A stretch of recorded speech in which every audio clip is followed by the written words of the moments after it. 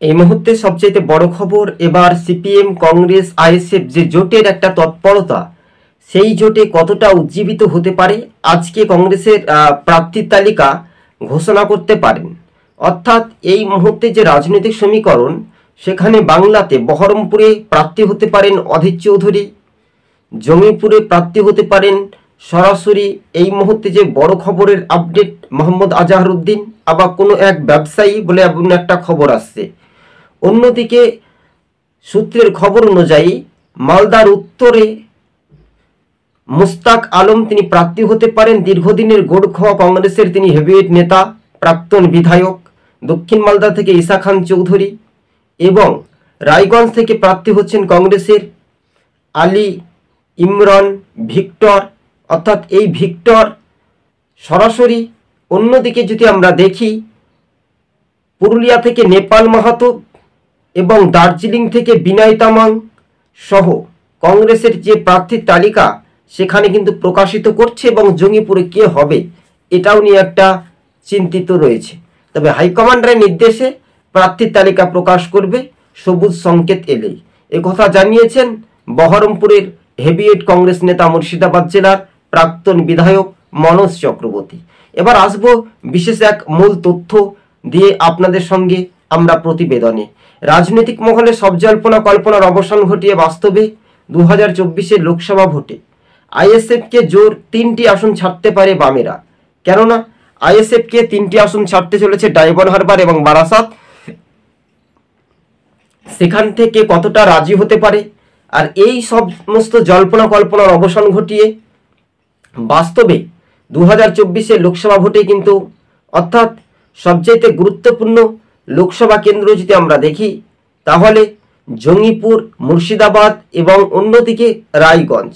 রাজ্য রাজনীতির বিষয়টা একটু আলাপ আলোচনা, দ্বিধারিত সময়ের কথা ভাবনা চিন্তা করে রাজনৈতিক সমীকরণের মানচিত্র রূপরেখা কোন দিকে দোরগোড়ায় এগিয়ে যাবে।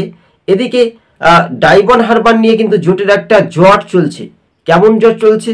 আইএসএফ তারা প্রথম দফার নির্বাচনে 8টি আসনে প্রার্থী ঘোষণা করে এবং বামেরা 17টি, 20টি আসনে করে বিজেপি এবং 42টি আসনে করে রাজ্যের শাসক দল তৃণমূল। এবার রাজনৈতিক মহলে যে সমীকরণ, সেটা কিন্তু দেখার একটা বিষয় রয়েছে। রাজনৈতিক মহলে আরও একটা চাপ বাড়তে পারে শাসক বিরোধী প্রত্যেকের, যেহেতু জাতীয় নির্বাচন কমিশন তিনি ভোট শান্তি অবাধ সুষ্ঠু পরিবেশে করাতে চান। আমরা দেখেছিলাম উত্তর মালদাতে প্রসন্ন ব্যানার্জি তৃণমূলের যিনি প্রার্থী রয়েছেন, তিনি প্রকাশ্যেই নিদান দিচ্ছেন যে প্রশাসন কেন্দ্রীয় বাহিনীকে বসে থাকার হুমকি, স্কুলে বসে থাকার হুমকি। এটা নিয়ে জাতীয় নির্বাচন কমিশনের কাছে আরও এক ধাপে কিন্তু অভিযোগ বলছে বলে এমনটাই সূত্রের খবর। কিন্তু মালদার উত্তরের মানুষ সেটা কতটা এগিয়ে টানতে পারবে, অর্থাৎ সেখানে মালদাতে কংগ্রেস এখনো পর্যন্ত প্রার্থী দেয়নি, তবে আজকে সম্ভবত প্রার্থী দিতে পারে। বিধান ভবন কলকাতা সূত্রের খবর অনুযায়ী কিন্তু কংগ্রেসের হাইকমান্ড দিল্লি থেকে তাদের সবুজ সংকেত এলে বাংলাতে পরিষ্কারভাবে জানিয়ে দেবেন অধীর রঞ্জন চৌধুরীরা। তবে তাদের প্রার্থী তালিকা আজকে ঘোষণা হওয়ার সম্ভাবনা বেশি। রাজনৈতিক মহলে সব জল্পনা কল্পনার অবসান ঘটিয়ে সবুজবঙ্গ নিউজ আপনাদের সঙ্গে আমরা প্রতিবেদনটি তুলে ধরেছি। রাজনৈতিক মহলে সেটা একটু দেখার একটা বিষয় রয়েছে, কেননা রাজনৈতিক মহলে একটা বিষয় অন্যদিকে ছড়িয়ে যাওয়া কিন্তু সেই রকম স্বাভাবিকভাবে আইএসএফ তারা যে আসন চাইছে, সেখানে বামফ্রন্টের চেয়ারম্যান বিমান বসু বা বাম কংগ্রেসের সঙ্গে আসন রফা চূড়ান্ত নিয়ে কতটা বৈঠক হয়, শেষ পর্যন্ত সাংবাদিক মুখোমুখি হয়ে দুই দলের প্রতিনিধি হিসেবে দেখতে পাবে সারা দেশের জনগণ। এটা পশ্চিমবঙ্গের একটা মানচিত্র। পশ্চিমবঙ্গে 42টি লোকসভা কেন্দ্রের শাসক দলের বিরুদ্ধে কতটা জোর টক্কর লড়াই করতে পারে। অন্যদিকে বামেদের একটা মেন ফ্যাক্টর হয়েছে, সেখানে যদি বামেদের ভোট বিজেপি এবং তৃণমূলের কাছ থেকে যদি সরে আসে বা চলে আসে, তাহলে বামেদের একটা ফলাফল আরও এগিয়ে যাওয়ার একটা সম্ভাবনা বেশি দেখা যেতে পারে। সব কিছু জল্পনা কল্পনার অবসান ঘটিয়ে বাস্তবে সেই রূপরেখা হিসেবে কংগ্রেসের আজকে সম্ভাব্য তারা জোটের প্রার্থী তালিকা ঘোষণা করবে বলে এমনটাই খবর। তবে ভিক্টর একটা মেন ফ্যাক্টর হতে পারেন রায়গঞ্জ থেকে বলে এমনটাই খবর। উত্তর মালদা এবং দক্ষিণ মালদাতে কংগ্রেস কি সেই রকম গণি পরিমাণ থেকে কি প্রভাব ফেলতে পারবে, বা প্রভাব সেটা কি দেখা যেতে পারবে? রাজনৈতিক মহলে সব জল্পনা কল্পনার অবসান ঘটিয়ে বাস্তবে সেটাই কিন্তু একটু দেখার বিষয় রয়েছে। রাজনৈতিক মহলে সেটাই দ্রুত গতিবেগে এগিয়ে আসার সম্ভাবনা বেশি থাকলেও দেখা যাচ্ছে যে এবার রাজনৈতিক চিত্রটা আলাদা হতে পারে। কিভাবে আলাদা হতে পারে? অর্থাৎ কংগ্রেসের যে প্রার্থী ঘোষণা, সেখানে দেখা যেতে পারে জঙ্গিপুরে প্রার্থী হবে কে, এটাই নিয়ে এখন ধোঁয়াশা। তবে জঙ্গিপুরের সূত্রের খবর অনুযায়ী সম্ভবত সিপিআইএম প্রার্থী দিচ্ছে না। তবে এই জোট আদতে হবে না ভেস্তে যাবে, তাদের ওপর পুরোপুরি নেতাদের ওপর নির্ভরশীল করবে। তবে জনগণ দলীয় কর্মী সমর্থক দিয়ে তাদের একটা বার্তা আছে জোটের জন্য। তো দার্জিলিং এবং উত্তর কলকাতা, দক্ষিণ কলকাতাতে বাম জোটের যে প্রার্থী সেটা কিন্তু প্রকাশিত।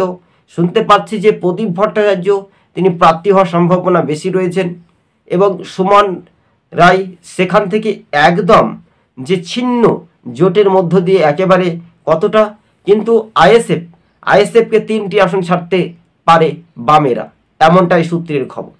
প্রিয় দর্শক বন্ধু, আপনারা দেখছেন সবুজ বঙ্গ নিউজ। আর আমাদের চ্যানেলটি যদি ভালো লেগে থাকে অবশ্যই চ্যানেলটিকে সাবস্ক্রাইব করে সঙ্গে থাকবেন। রাজনৈতিক মহলে সব জল্পনা কল্পনার অবসান ঘটিয়ে বাস্তবে 2024 যে লোকসভা ভোট সেটাই কিন্তু দ্রুত গতিবেগে এগিয়ে যাওয়ার একটা সম্ভাবনা বেশি বলে এমনটাই মনে করছেন রাজনৈতিক মহল। তবে রাজ্যবাসীর দোরগোড়ায় কংগ্রেসের প্রার্থী কে হচ্ছেন, জঙ্গিপুর থেকে এক ব্যবসায়ী না ক্রিকেটার প্রাক্তন, এটাই না সাধারণ মানুষ প্রার্থী হবে, এটাও একটা ধোঁয়াশা চিন্তিত রয়েছে। কোনো এক ব্যবসায়ী বলে এমনটাই খবর সূত্র থাকলেও দেখা যাচ্ছে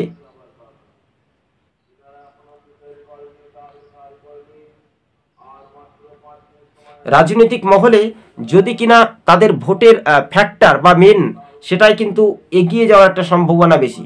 বলাই যেতে পারে যে বাম জোটের প্রার্থী আজকে যখন ঘোষণা হবে, কিন্তু জোট কতটা টিকে থাকে শেষ পর্যন্ত রাজনৈতিক মহলে সব জল্পনা কল্পনার অবসান ঘটিয়ে বাস্তবে যে 2024 যে লোকসভা ভোট সেটা একটু ঘুরে তাকানো দেখানোর একটা সময় এসেছে। তবে এই সময় কতটা টানতে পারবে বাম জোটের ক্ষেত্রে সেটা একটু দেখার বিষয়। প্রিয় দর্শক বন্ধুগণ, আপনাদেরকে জানিয়ে রাখি আজকে সম্ভাব্য কংগ্রেসের প্রার্থী তালিকা ঘোষণা, রাজনৈতিক সমীকরণ সেটাই কিন্তু বলছে বা সেটাই কিন্তু বদলে যেতে পারে। এই সমীকরণের মানচিত্র রূপরেখা সেটা দেখার একটা বিষয় রয়েছে। তবে জঙ্গিপুর, বহরমপুর, রায়গঞ্জ, মালদার উত্তর, মালদার দক্ষিণ, এছাড়াও রয়েছে পুরুলিয়া, দার্জিলিং এবং দক্ষিণে উত্তরে এই 2টি আসন নিয়েও কিন্তু আসন চূড়ান্ত রফা সিদ্ধান্ত হচ্ছে বামেদের সঙ্গে বলে এমনটাই খবর। প্রিয় দর্শক বন্ধু, আজকে ছিল আমাদের এই পর্যন্ত প্রতিবেদন।